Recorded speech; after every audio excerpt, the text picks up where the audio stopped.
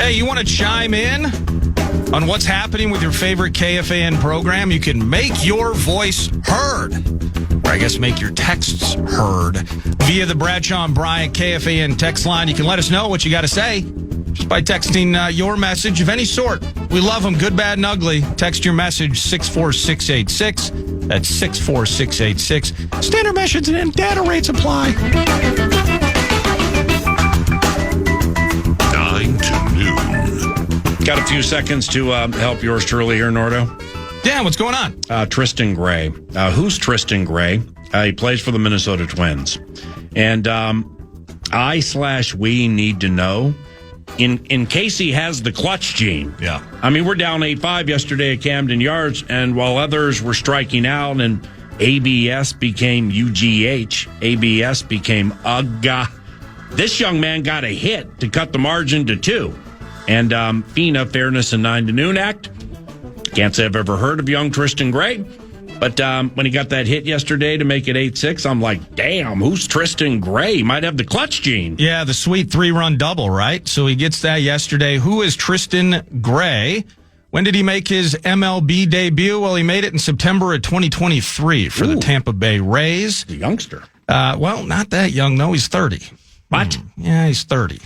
That means he was languishing elsewhere in minor league programs. Yeah, and that may be the case. Let me give you a quick Wikipedia style synopsis here. Yeah, thank you. Houston native. He was with, I mentioned the debut in Tampa in 2023. Then he was in Miami 24 and the Athletics 24. Back with the Rays last season. What? And then now he has joined the Minnesota Twins. We traded Luis Guerrero to the Boston Red Sox last November and received Tristan Gray. Let me see here. So nobody wanted him, and maybe he's found a home. Excuse me. Gray was traded to the Red Sox for Luis Guerrero. Then he was traded for a minor league catcher, our former guy, Nate Baez. Okay. And so now Tristan Gray is here. There's a lot of cash considerations involved in these. And he's 30, and I was hoping he was like 22, and like, wow, dedicated Twins fans who follow the lower levels, been waiting for Gray, and here he is, and he's coming through. But it's got some journeyman to him. Well, a little bit. I mean, we're pumped for the power of Royce Lewis. We want to see Walker Jenkins. We are getting to see Luke Keeschel and some just the kids. We want the kids to grow up before our very eyes. Yeah. Turns out Tristan Gray might actually be one of the veteran calm providers in the clubhouse. Okay, thank you. 30 minutes from now, by the way, we are starting our first Monday mock. All right, so here's the deal. Kevin O'Connell, by the way, joins 8 minutes from now. 9 to noon, each Monday up to the draft is going to deliver something called the Monday mock. Today we tag picks 1 to 8. 1 to 8. That takes place about 10:35, probably finish it near the end of the radio show. And by the way, the Monday mock is there for reproofing, rebuking, and sharing and or stealing. So that's coming up today. Tomorrow, Tuesdays up to the draft will be 2 for Tuesdays. Twofers, you say. That's where we deliver 2 draft-worthy players from any part of the NFL draft we think can aid the Minnesota Vikings. So it doesn't have to be 18-centric. It just has to be player-centric and why we think this player can help. I like it. I'll have one, Norda will have one, thus the twofer in Twofer Talker Tuesdays. Then Wild Card Wednesday. Wild Card Wednesday up to the draft. These will be wild card picks, theories, maybe philosophies, and really for anybody in the league. So like to wit, let's say the New York Jets need a talented young quarterback. So maybe they trade up to the first round. Not all the way up to like right behind the Raiders, but get themselves in a spot into the first round and draft Alabama's Ty Simpson, that quarterback who's gotten a little splashy over the last 72 hours. So that would be a wild card in the draft.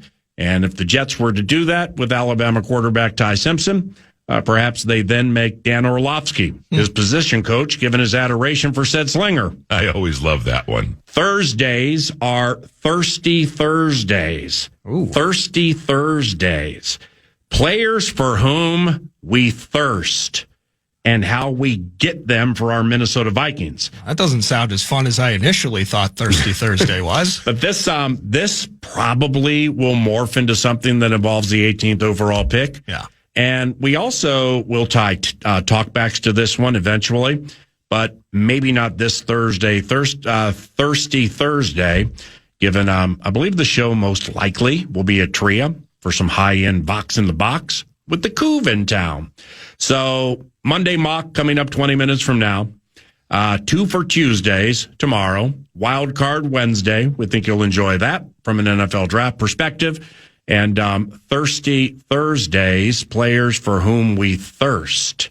And how do we get them to the Minnesota Vikings? That's all coming up this week, 9 to noon. Can I ask you a quick question going back to, so whether it's Thirsty Thursday, it's the Monday mock, we find our way to the draft, we find our way to Thursday night. You did ask Rob there last segment, who gets the final call? Is there anything, and there is going to be the collaborative. We know a lot of the same voices are in the room in those conversations. The head coach is going to have a say. The defensive coordinator is going to have a say. Is he truly holding the gavel in that regard? Is there a different perspective that you have in terms of maybe how draft night looks with Rob Brzezinski headmanning the whole thing? I don't know. That's why I asked the question, not expecting a direct answer. Rob, in a very short amount of time of doing more interviews during the course of the last 3 months than he's did in 27 years, yes, he's gotten himself quite polished when it comes to he didn't let these things slip. The Vikings communications directed way to answer questions. I mean, I hit him with who gets the final call, and then it's like, all right, so you just don't ask it like that. I mean, despite what Age of Rage will tell us via the 64686 about how to do jobs and ask questions. You don't ask questions like that specifically if people are new. Yeah. So you close it with who gets final call, and like I ask because hey, I mean if we hit on all these picks with these rookies, then you can't leave. Right. And so he laughed, and then he answered it in very, very gray area like fashion. How about his perfect polish where when things he's like, okay, we gotta figure out how to get out of here. Oh, I'm gonna rip Jeff Anderson's pants. Yeah. Yeah. Or hey, do you find the draft to be deep with defensive tackles? I mean, it's we didn't get an answer. We don't really like to talk about where there's depth in the draft. All righty. Old Jeffrey and Sammy have We're working overtime. Good work with Mr. Brzezinski, who is salt of the earth. The guy's awesome. He's so good. Very smart. And, man, we 9 to noon wishes him nothing but the best. Likewise for KO, Kevin O'Connell, head coach of the Minnesota Vikings, is next.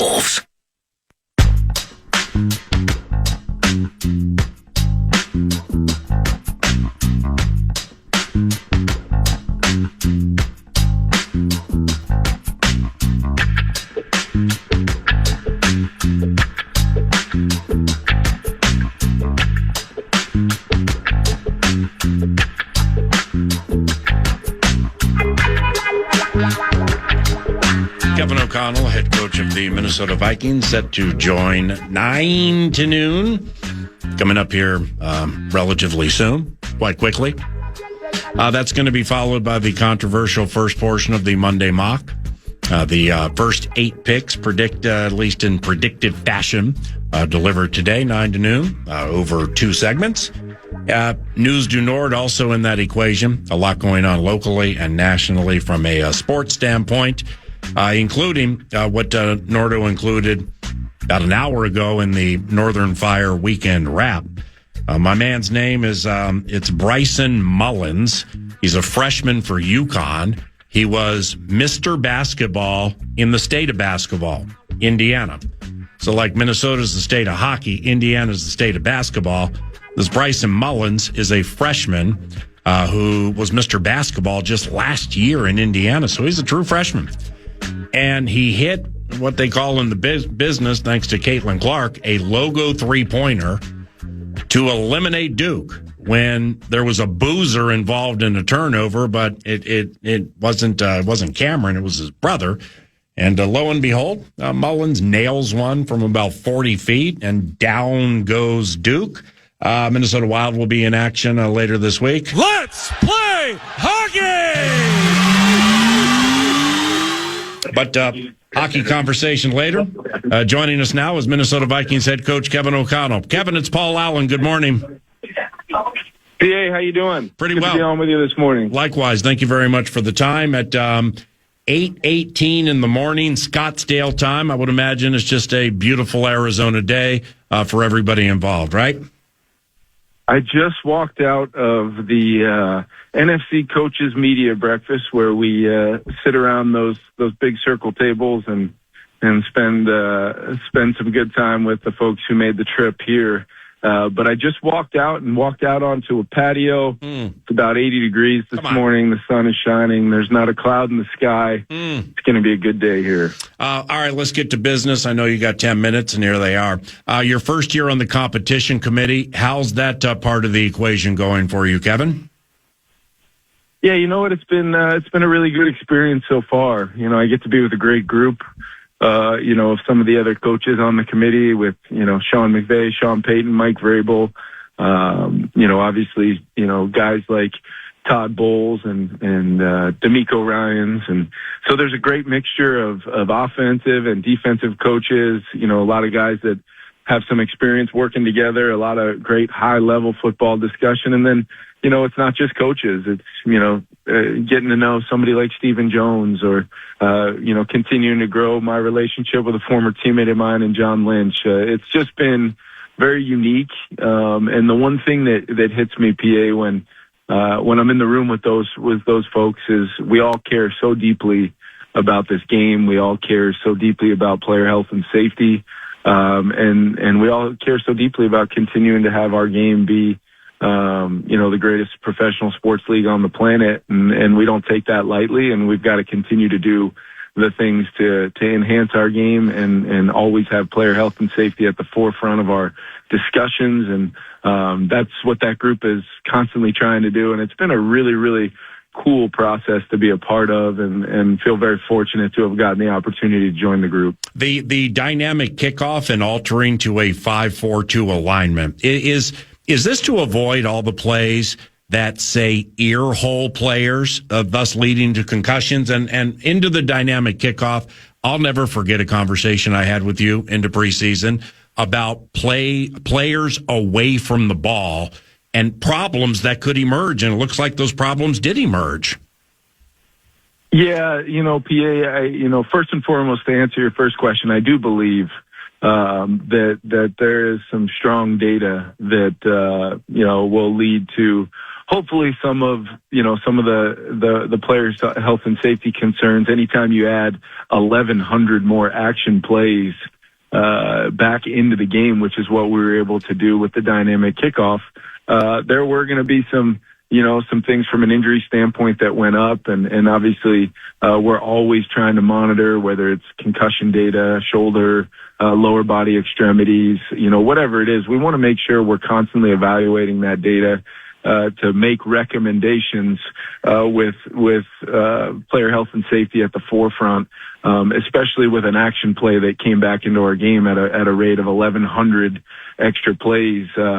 So with that being said, that adjustment of the alignment of adding another player in that setup zone where you might be able to help with some of those secondary level blocks where players were able to make some pretty high impact, high speed hits, even though you've taken out the distance of the old school formatted kickoff PA. There still is a lot of really big, strong, fast players that, the schematics are trying to account for, but given the flexibility and the creativity of having another player back off of that setup line, the idea from a lot of our special teams coaches and committees that talk through those things are, basically is we should be able to hopefully avoid some of those hits that we saw. Hey, Kevin, with Kyler Murray, when you went deep diving his runs, what did you see?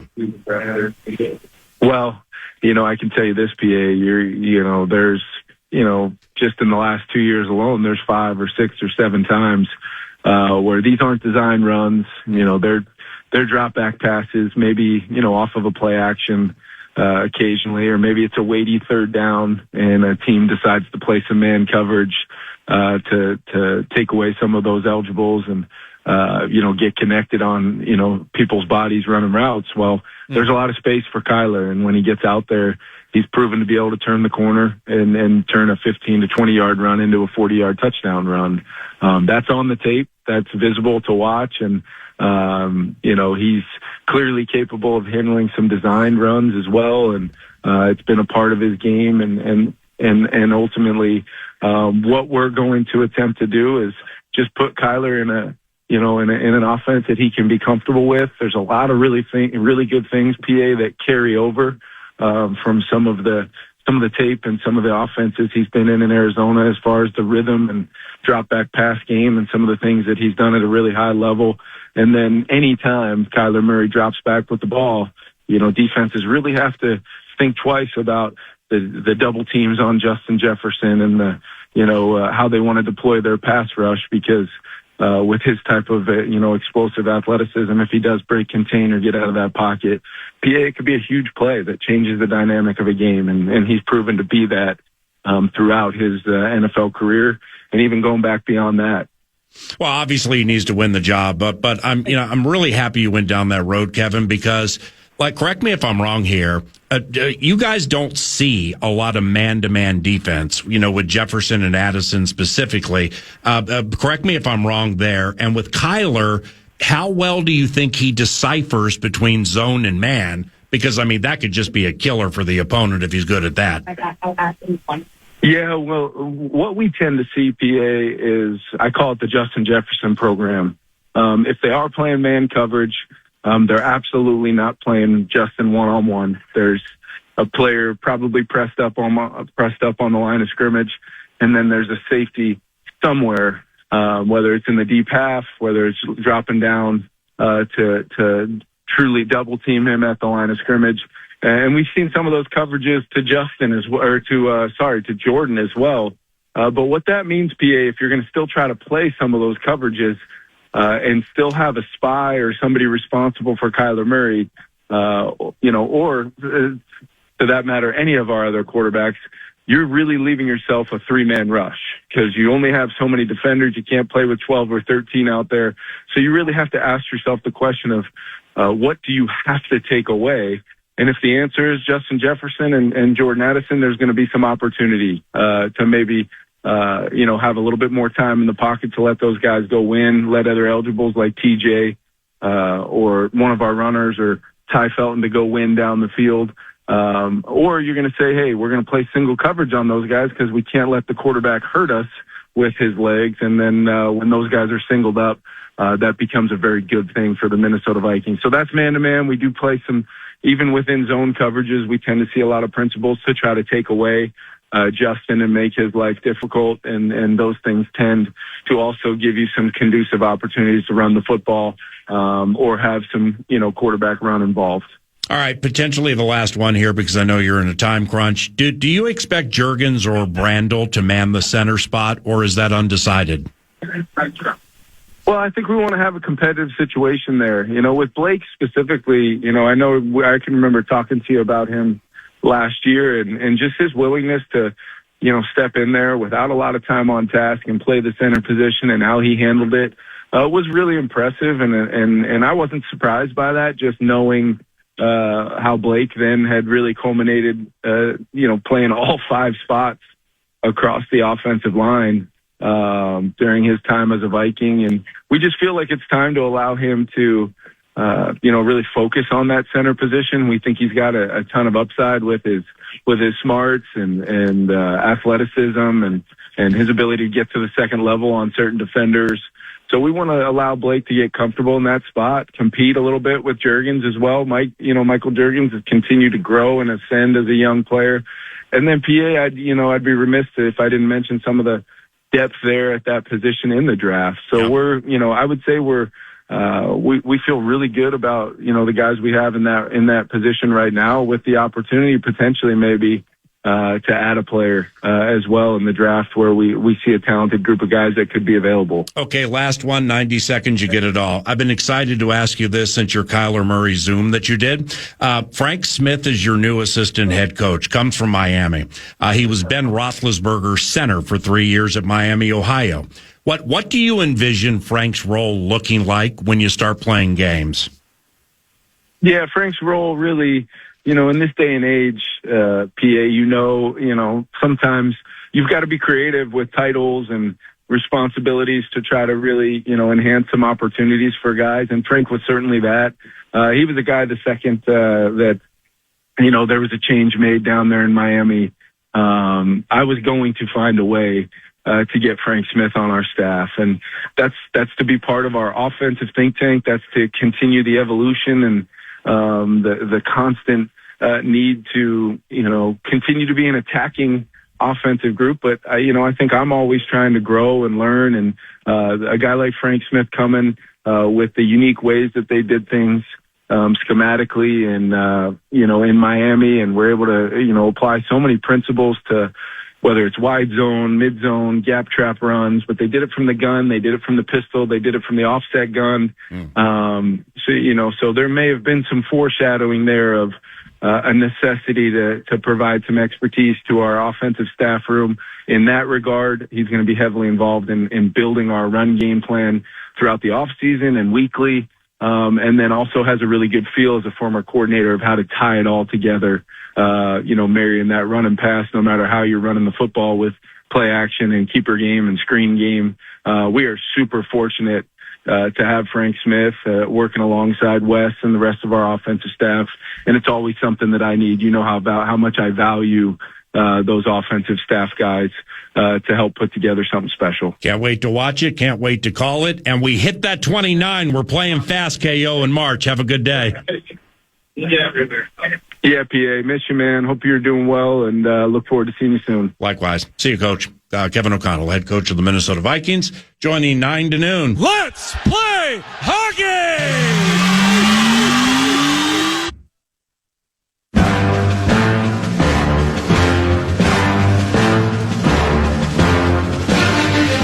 Let's get after it now. It's something new, 9 to noon. It's called the Monday Mock. And we have 4 Mondays up to the National Football League draft. So yours truly has decided in very, very loose fashion, not trying to be Dan Orlovsky here or anything, to put together a Monday Mock, which is available each and every Monday for reproof, rebuking, stealing, sharing, and eventually, we'll get some talkbacks and stuff like that involved, but that's not the case today. So picks 1 through 8. The Las Vegas Raiders have the first pick in the draft, and let's land the plane on the obvious to begin festivities. It's about a 98% chance it'll be this guy. It's the Monday Mock, 9 to noon. Got to get to the 8. He's going to take off and run. Mendoza weaves his way first and goal. Diving toward the end zone. Touchdown! What do we all think about Fernando Mendoza with Ashton Genty and Brock Bowers, assumedly having Max Crosby as a ferocious edge rusher? What's everybody think of that? Fernando Mendoza with the Las Vegas Raiders. Play action off Genty. Find yourself some receivers. That whole thing could be good enough to eat. The second pick, as Monday Mock rolls along, belongs to the New York Football Jets. Now, with the Monday Mock, there are going to be trades, but we ain't making any trades. Too complicated. Too hard to figure out, too hard to explain in radio world. So therefore, second overall pick in the 2026 National Football League draft. Yours truly is feeling and vibing the New York Jets may go this way. It's the Monday Mock, 9 to noon. Fake to Love. They throw it out wide. Batted around and intercepted. Reuben Bain Jr., the defensive end, wound up with it.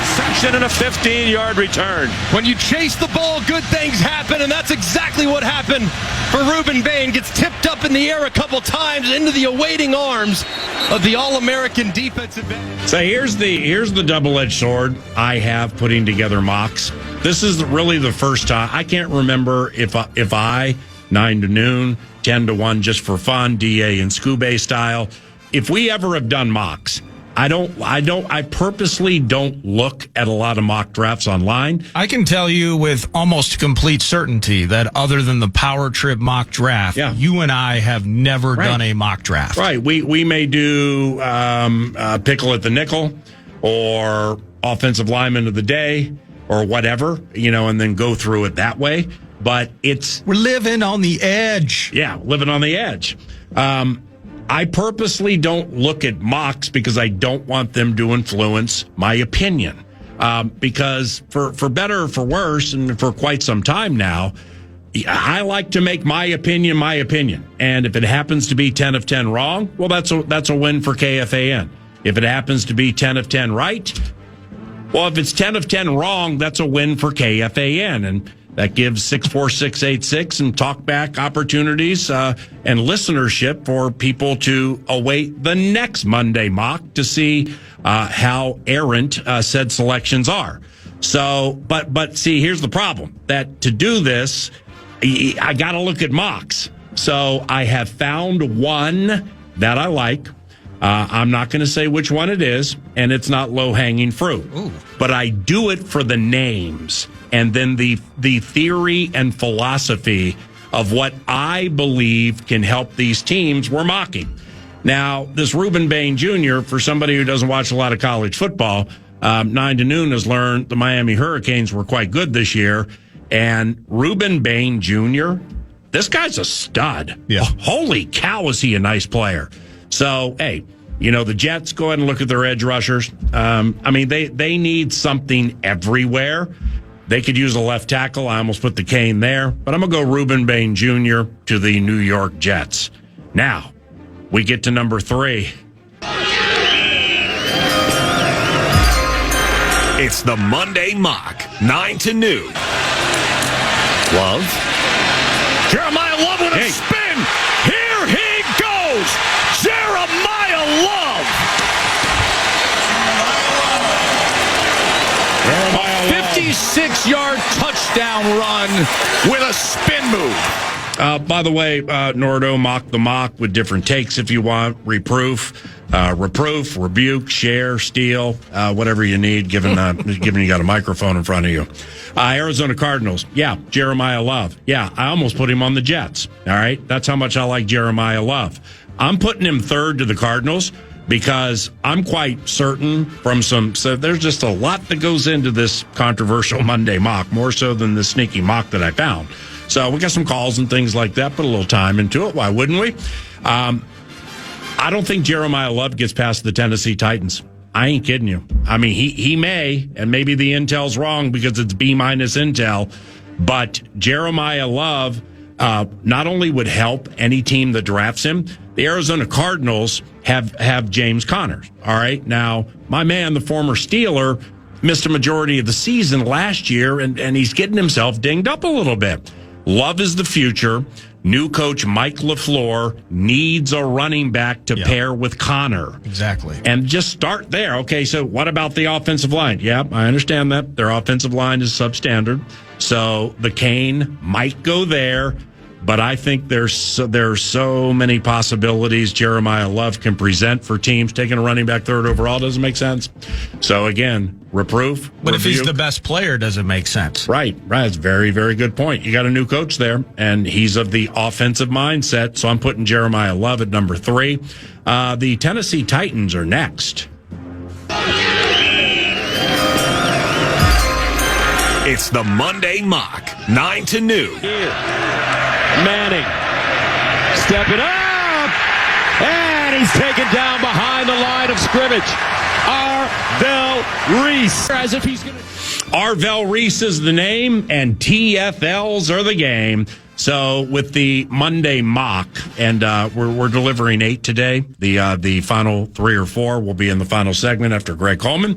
We've gone Fernando Mendoza to the Las Vegas Raiders, Ruben Bain Jr. to the New York Football Jets, running back Jeremiah Love to the Arizona Cardinals, and we put Arvell Reese, Ohio State linebacker, on the Tennessee Titans.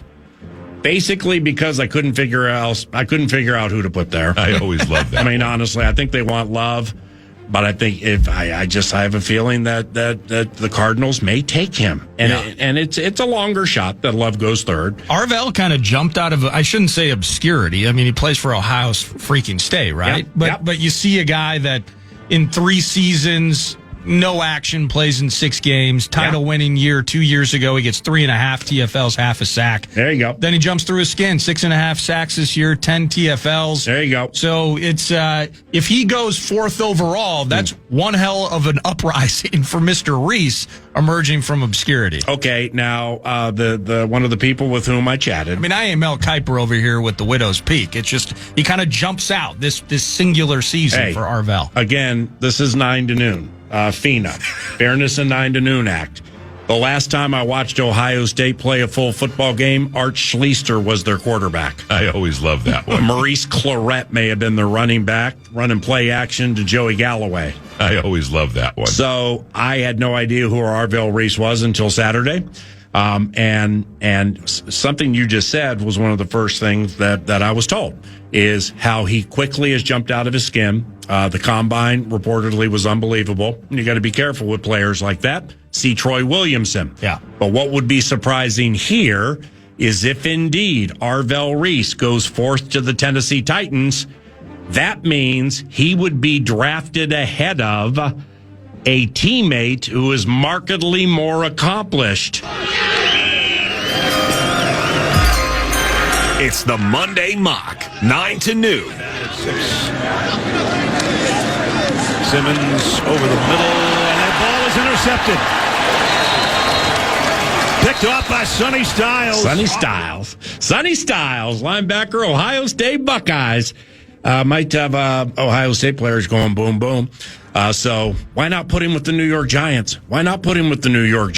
Sonny Styles is a baller. But it would be a pari-mutuel puzzler if Arvell Reese is drafted ahead of him. But that's why we call it the controversial Monday mock. The final 3, Cleveland, Washington, and New Orleans, about an hour from now. Meanwhile, at 10:45, let's head to News du Nord. News du Nord brought to you by The Casino at Canterbury Park, CanterburyPark.com. You're feeling the felt. Hey! It's poker, blackjack, and table games all year round. And having sips of chips and waiting for live racing season to lift off. So the website, best place in Shakopee ever, is Canterbury Park, CanterburyPark.com. Didn't see big boy Parker Fox roll in while I had my head down on Sonny Styles intel. Pete Fox, top of the hour. Didn't see half the team for the Howl on Saturday. 3 ball, no, and the Wolves have the rebound. Conley, right side, 3 ball, that's way offline. And the Pistons have the rebound. That's way offline. Durant leaves the break. Sets up Javonte Green in the corner, who tickles the twine on a 3. Tickle the twine. Boy, that might do it. Yeah, that might do it. Alan Orton on the call. That did do it. No Ant, no Ayo Dosunmu, no Jaden McDaniels. And I've already checked, and maybe I can be corrected here. I think Jaden's also been ruled out of tonight's game against Dallas as well. Questionable would remain Ant and Mr. Dosunmu.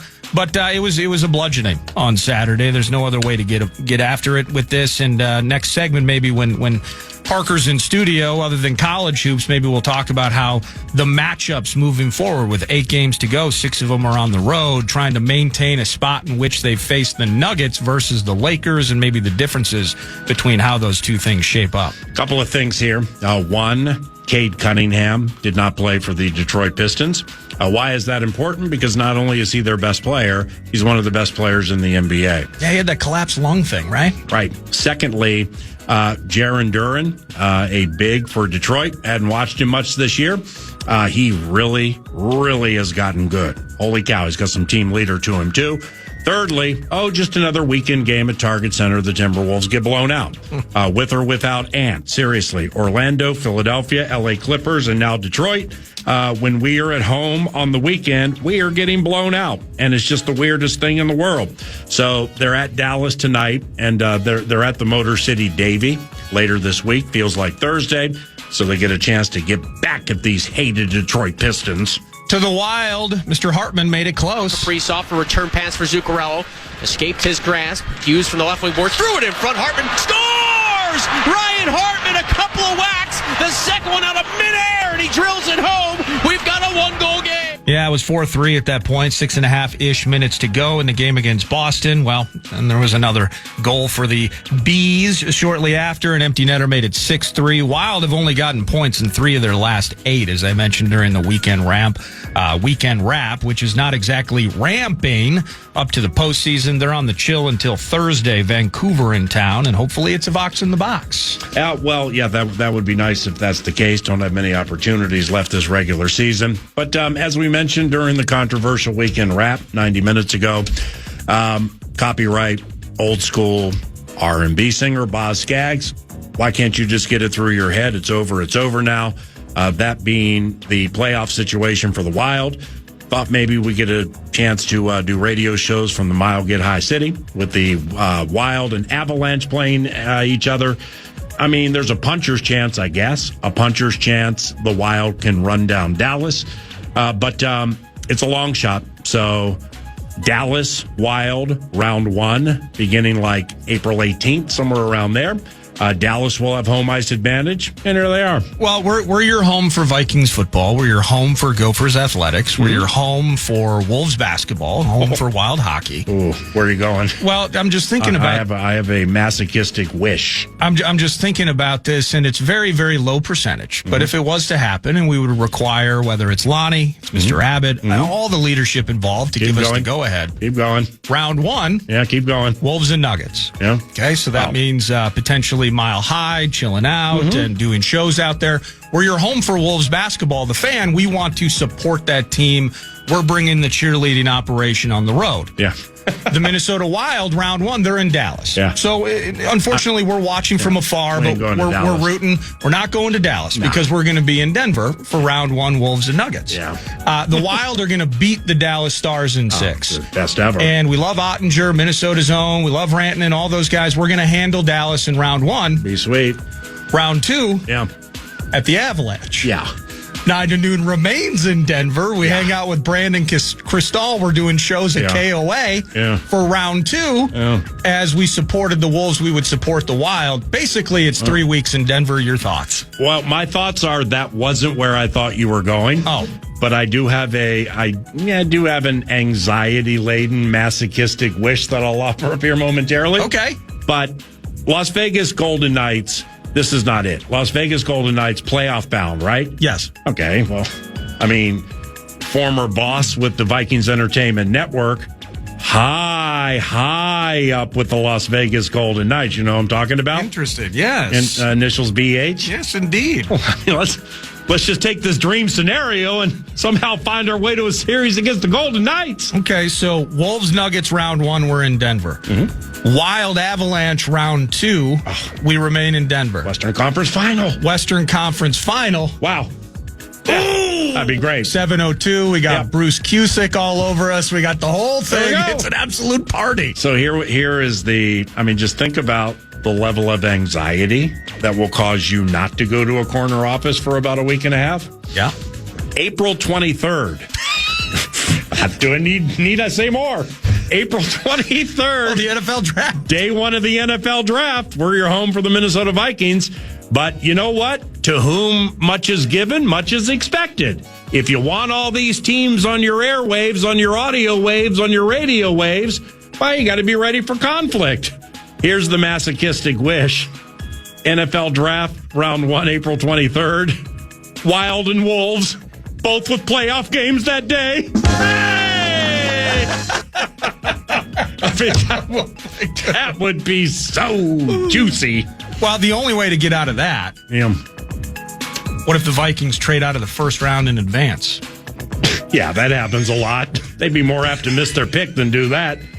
I mean, that's a thing they actually did do at one point. Yeah, twice, back-to-back years. That was the origin of Mike Tice's, okay, calm down, when they missed their pick, and then Tice went so, down memory lane we go. Ooh, a little skull story. Tice went so overboard at the field house at Winter Park in Eden Prairie to let people know our next pick is going to be a kicker. Now, he went to Ohio State. Oh, man, I can't remember the guy's name. 03, 04. I mean, he was like, I mean, he was supposed to be the bomb. I think he had a good career, but it didn't live up to the hype.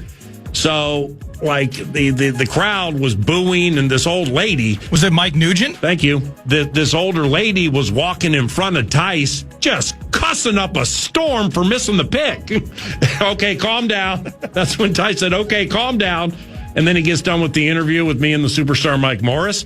And then he looks at like 5,000 people, not thinking, this is 04-ish, so we got no social media.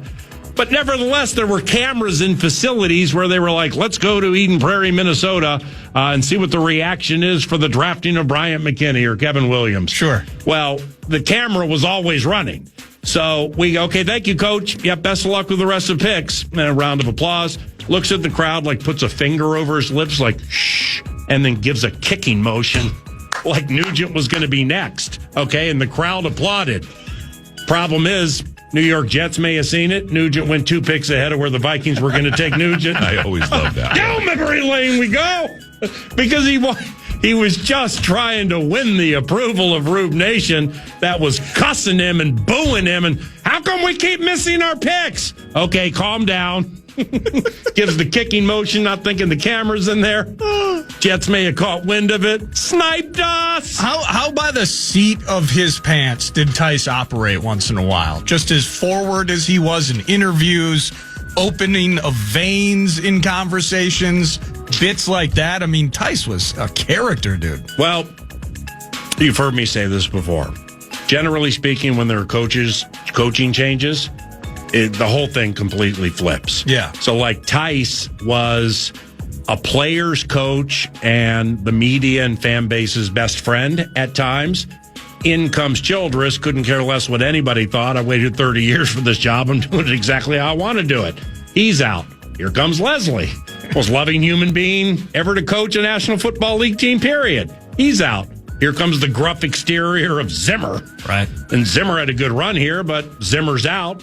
In comes KO. Happy-go-lucky KO.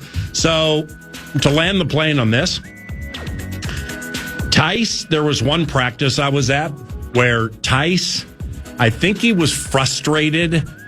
He was frustrated with something with the players and not paying attention or trying hard enough in practice at a key time of the season. So, he put on down memory lane we go. He put on his uniform that he wore when he played for the Minnesota Vikings or the Seattle Seahawks, one of the two. And it was super small. And he ran out of the Winter Park locker room by the loading dock. And basically was like, okay, I'm going to get out there and practice with you and show you how it's supposed to be done. So, I mean, he had shoulder pads, a helmet, the whole thing. So Mike's one of my favorite characters in the history of Minnesota Vikings football. But April 23rd. April 23rd. The Vikings have traded. The Vikings have traded. The Minnesota Vikings have traded from 18 all the way up to 7, and Notre Dame running back Jeremiah Love is available. Oh, hold on, we got a break. Let's play hockey! Let's head over to Grand Casino Arena, and here's Kevin Fallness for the 15-minute pregame show. I mean, this is the best. Got a pregame interview All right. with Zuki. Well, we got Zuki coming up. Oh, we Vikings got Zuki. just took Jeremiah Love. We took, by the way, the Vikings missing on Nugent. They would take Marcus Johnson. Marcus Johnson, offensive lineman, 2 selections later. Anything else? Frozen Four, Final Four. Let's party on into the final hour. Yeah, huh? let's go with P-Fox. P-Fox at Parker Fox 24. Surrogate P-Fox in studio each and every Monday. It's generally a basketball thing, and that's pretty much what it's going to be today. Beginning with, what a Cinderella story. Bryson Mullins from Indiana shoots his way back to his home state. That's the bomb.